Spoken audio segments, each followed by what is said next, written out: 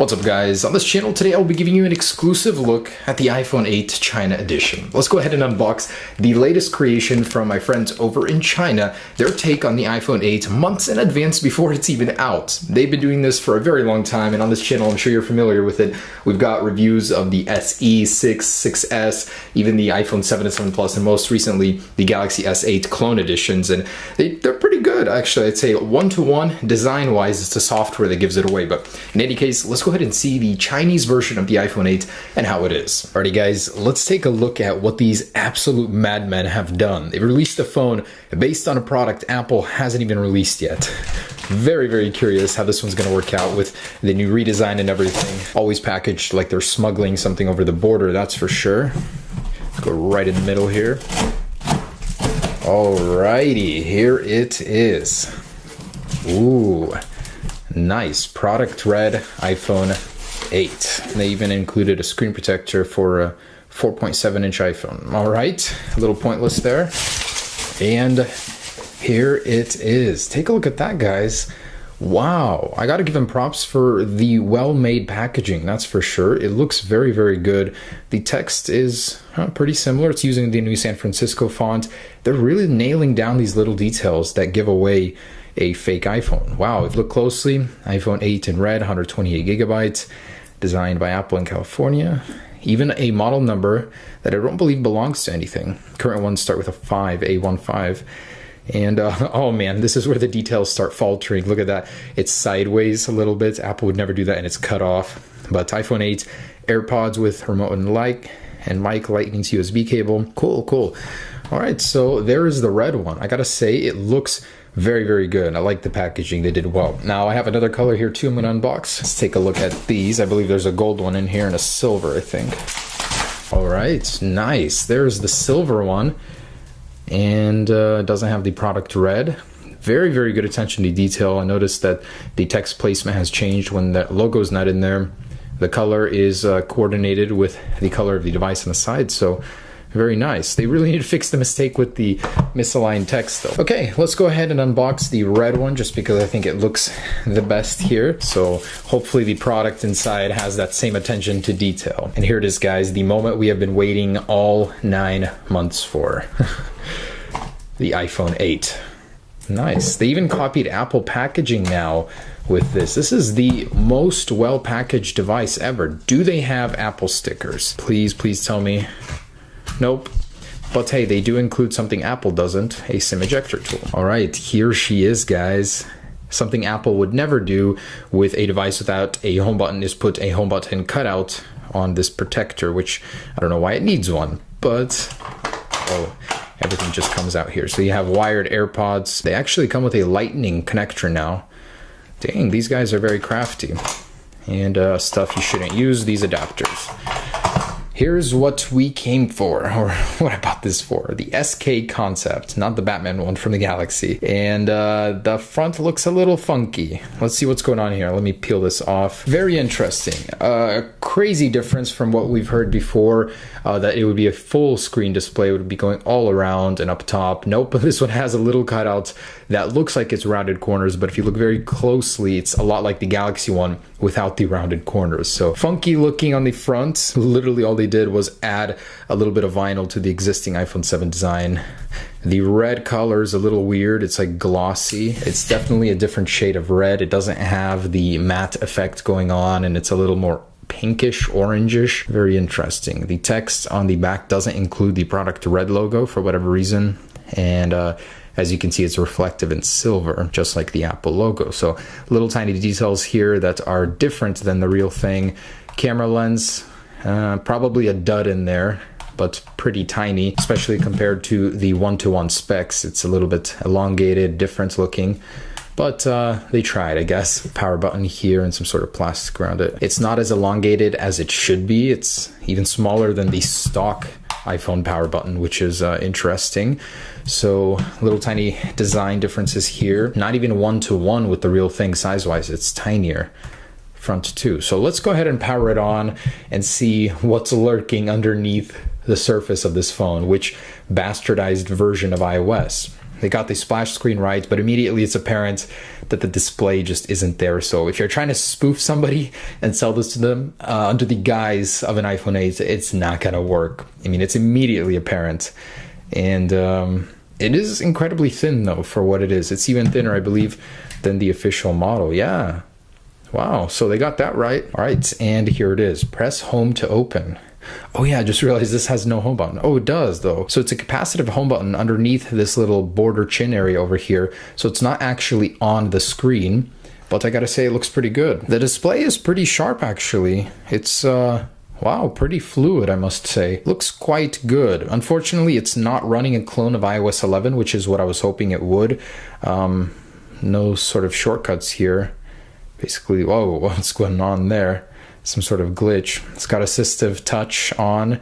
Let's go ahead and see what this thing is running. Pretty close. The font's a little bit off. 11.0.1. Whoa, that is so funny. Apple seems to have updated iOS 11 without us even knowing it, before the real one is even out. Interesting. 32 gigabytes, available 28 even. Cool. So pretty close here.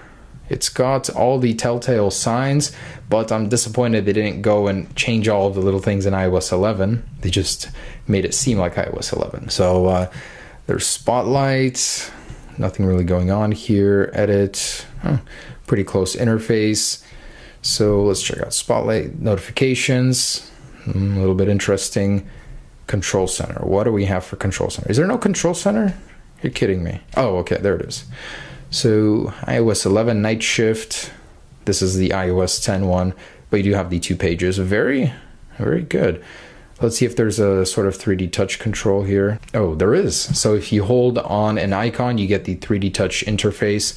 I don't think it works in the control center. Anyways, I'm not able to get it to work. That's weird. This doesn't actually change the brightness until you let go. So you don't really know where it's going until you let go. So little flaw there for you guys. It's got the old icons, which is a little bit weird to see. I've gotten so used to the iOS 11 ones. Safari is Chrome, of course. There's obviously no fingerprint sensor anywhere, not on the back, not on the front. But for something so cheap, this is not bad. It's not as slow and laggy as any other clones I've personally used. Let's go ahead and download Geekbench and Antutu and see what this thing is running. Listen to this, they put the old lock sound in the new iPhone 8. That hasn't been around forever, and there it is. Alrighty, so we got a score of 22,735, almost to 1/4 the score of an official iPhone 7. Ooh, I like how they put iPhone 8 in there, running Android 6.0.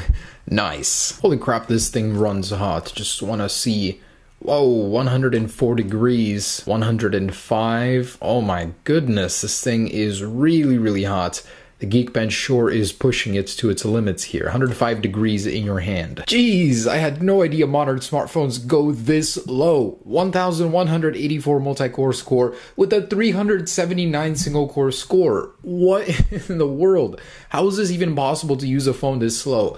But this is the iPhone 7. So thank goodness finding solace in that 5,913 multi-core score.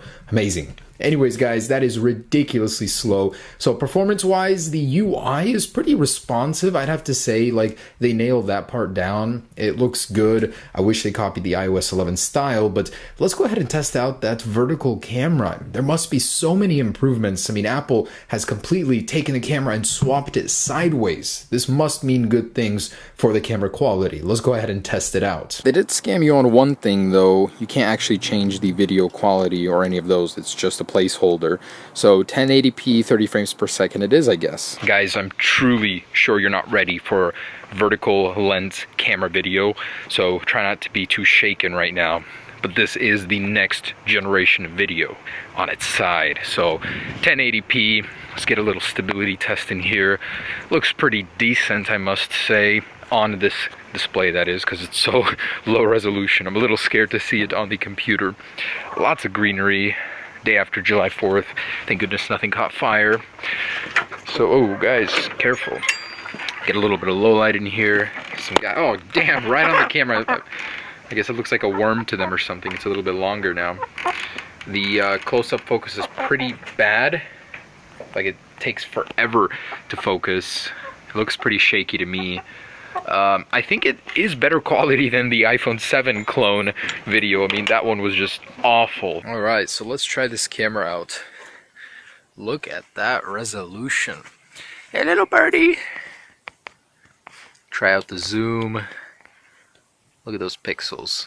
So, there it is, guys. Video for you. Let's get some slow-mo as well. And I kid you not, guys. This is the footage it spat back out at me after recording slow-mo in supposed 240 frames per second.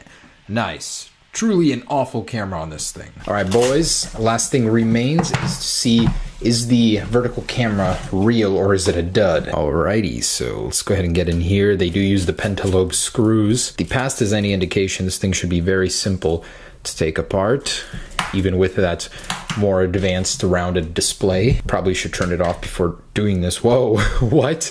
There was like no struggle, it just pulled right off.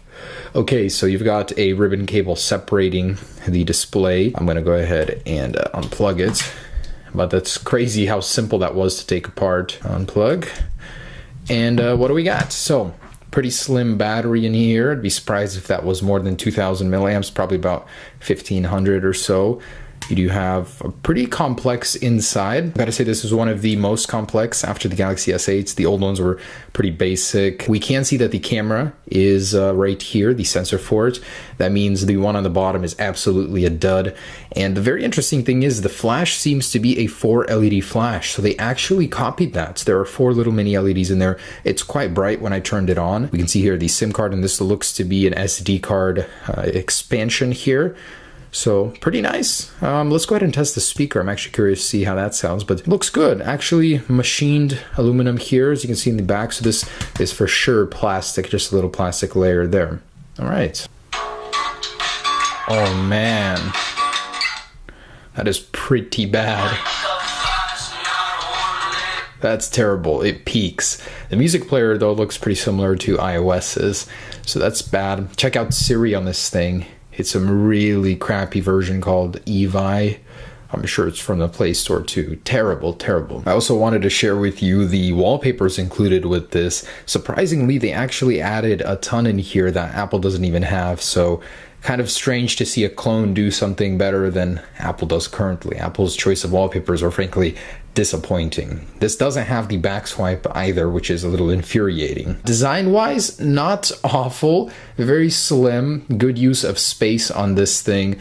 I like that they tried. Software could definitely use a big workover. If they picked up the specs a little bit, made it a little bit faster, I think it would have been better. But overall, not bad. A quick look at the iPhone 8 China edition before it has even been released. So just wanted to say, don't buy this thing unless you really want to burn through $100 or so.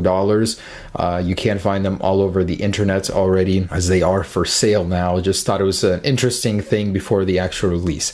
Of course, the real one, guys, is going to be so much better. It's going to have a much more legit looking camera that will actually function, a glass back, wireless charging, very nice power button, possibly Touch ID in there, a huge full screen display, the little sensor area up there.